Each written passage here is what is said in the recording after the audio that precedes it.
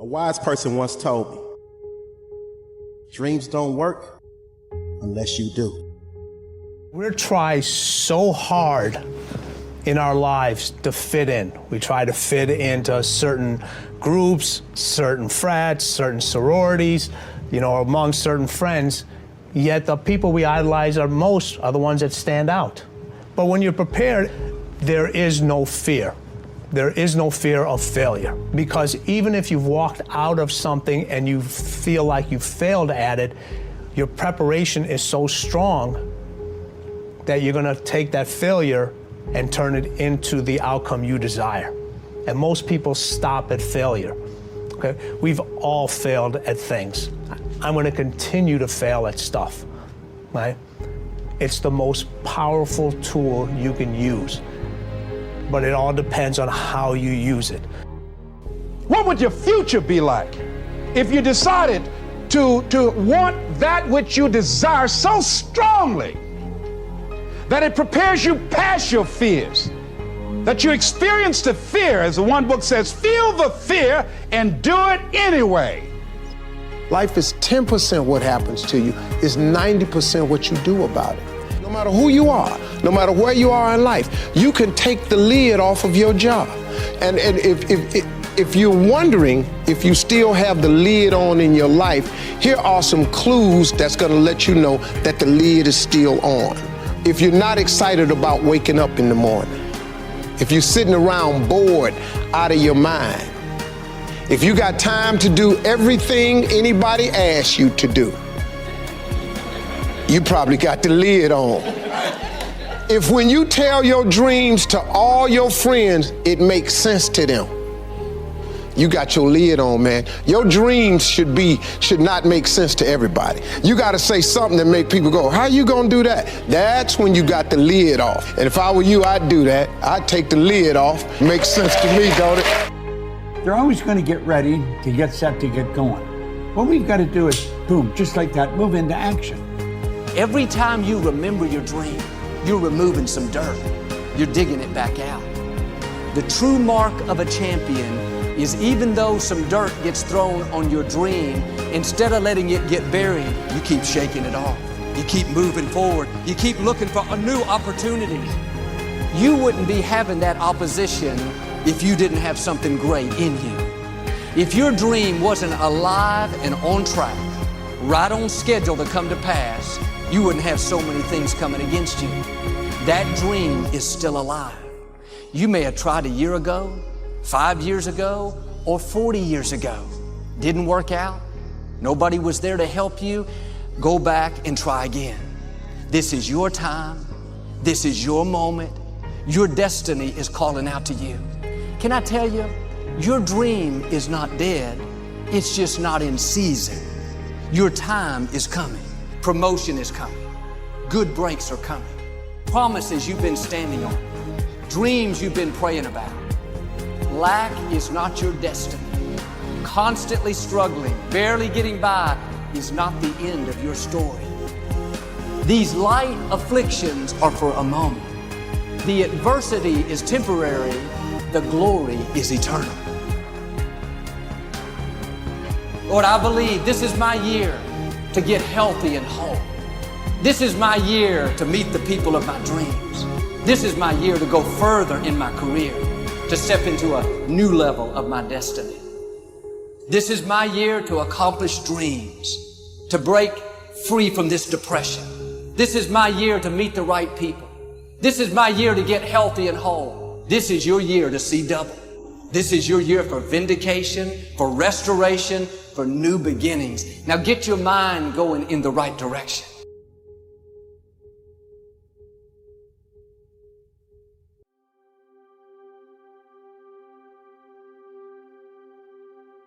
Here's the secret.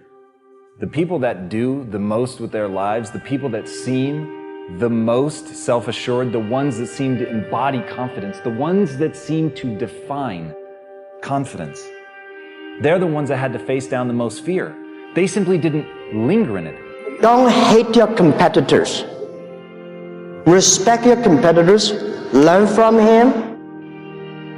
I had a very important person in my life come to me and say, who's your hero? And I said, I don't know, I got to think about that. Give me a couple of weeks. I said, I thought about it. You know who it is? I said, it's me in 10 years.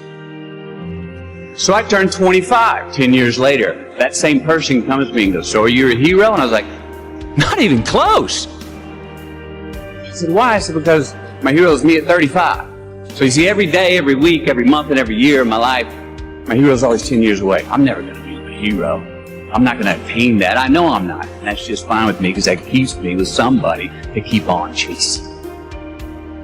That's the thing. Success and failure are generally slow processes. Either slowly building things up or gradually tearing them down. And that's why I say you've got to pay attention. You have to watch. You have to watch every single second. Choose love, and don't ever let fear turn you against your playful heart. I believe in manifestation. I believe in putting a rocket of desire out into the universe, and you get it when you believe it. You get it when you believe you have it, and that's the key. So we want to get really sensitized, acutely sensitized, sensory acuity, to whether what we're doing is working or not.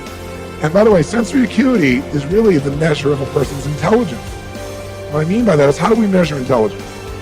Intelligence is a measure of the number and quality of distinctions you have in a given situation. You can handle this, you just haven't figured it out yet. It's all right, this is your training period. This is the tuition you have to pay for what you don't know. You can do this, other people have done it. It doesn't take an Einstein. Get you some people that can teach you some stuff that you don't know. Get you some people that have done it successfully and learn from them. Take some seminars, workshops, read some books on how to manage a business. Change the way you see yourself and begin to tend to the personal details. Understand that nobody's going to take care of your business better than you. You will notice the most successful people in any field, they are usually the ones who have failed more than anybody else. You see the difference between a successful person and everyone else? It's not a lack of strength. It's not a lack of knowledge. It's a lack of will.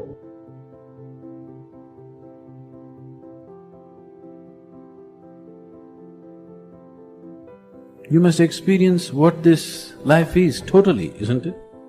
Before you go, you must experience this. If you do experience that, then such questions will never arise in your mind, because that's not the way existence is.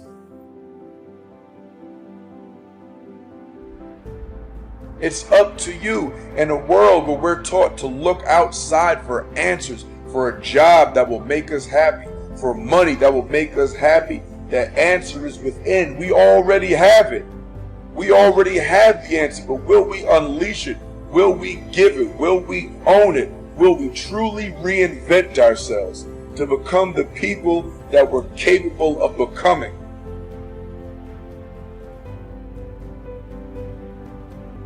The bow too.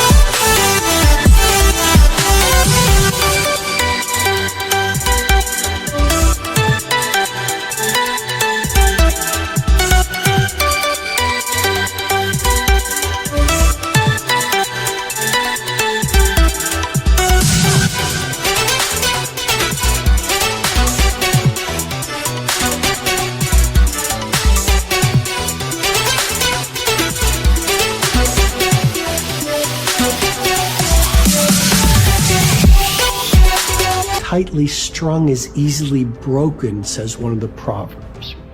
Balance is a gorgeous thing. So be monomaniacal in your execution around your high-value targets, your HVTs, your mission plan, but also build in some rewards. And that's going to send a gorgeous message to your conscious and your subconscious mind that, hey, this daily practice of execution around my deliverables is a beautiful thing. And you create this thing called momentum. And the monk who sold his Ferrari, I went back and I saw this recently. I think there's a whole chapter on momentum.